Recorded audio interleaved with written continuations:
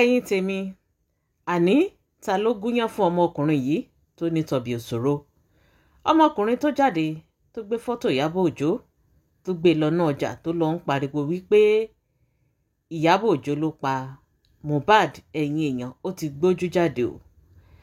ohun tí ń jáde lẹ́nu ọmọkùnrin yìí ó jẹ́ ká mọ̀ wípé àwọn kan ló wà lẹ́yìn rẹ̀, àwọn kan ló ń kọrin mọ́ ọjọ́ lọ mò ń wẹ̀yìn rẹ̀.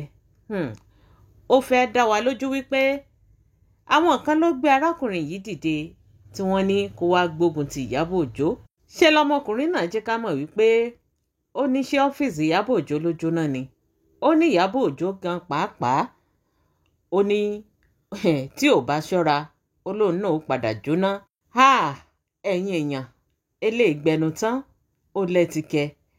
Kí ni ẹ̀ṣẹ̀ tí Ìyábọ̀ Òjó tó ṣe àwọn èèyàn tí wọ́n fi gbèrú ọmọkùnrin báyìí dìde sí i tó fi ń lérí tó ń léka tó ní Ìyábọ̀ Òjó ò tí ì rí nǹkan kan. Ó ní gbogbo ètò rí yìí ó ní díẹ̀ ni.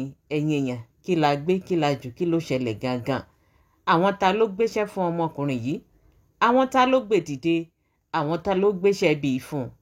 Ẹ jẹ́ ká gbọ́ nǹkan tí ọmọkùnrin náà sọ. Gbogbo tẹ́yin náà bá rò lórí ọ̀rọ̀ yìí ẹ fi dáhùn yín ẹ fi sí orí comment section. Abẹ́ẹ̀rí wípé nǹkan ń bẹ. I made a video for Iyabo Ojo. Yeah, I go to video where I carry the picture. Una dey tag her for conversation.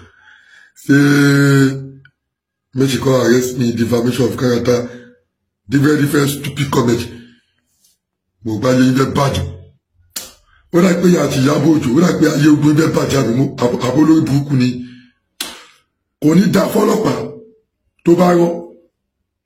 You no go better for any police where Iyabo Ojo go pay, say make come carry me. Abolo buku ni. This one no be film. This one na reality. Share your shop, I mean your restaurant. Don't catch fire. No worry.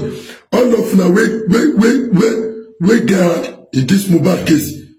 Whether you kill her or you try cover up something, or you try support Wunmi, we kill her in anyway. I go meet you now. After your restaurant, the worst thing see they come. We go happen to all of them. Not only Iyabo Ojo. All of them will get hard in this mobile case. Now so una property will catch fire. I bet you baby. I'm going to die for you. Woman, you need die for what? Jai. I bet shoot for you. You know, I say this one I feel. Iyabo Ojo, say this one I feel. This one will be female. Mohbad go fight. Yes. The worst way go happen, see the call.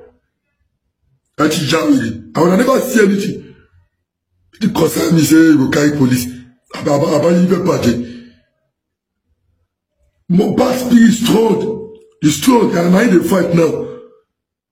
And I'm not going to get till the justice. We get the justice. You don't go better for you, Iyabo Ojo. I bet you January. We need that for it. Now you dey cover with me, abi. When do you know about the Mohbad jet?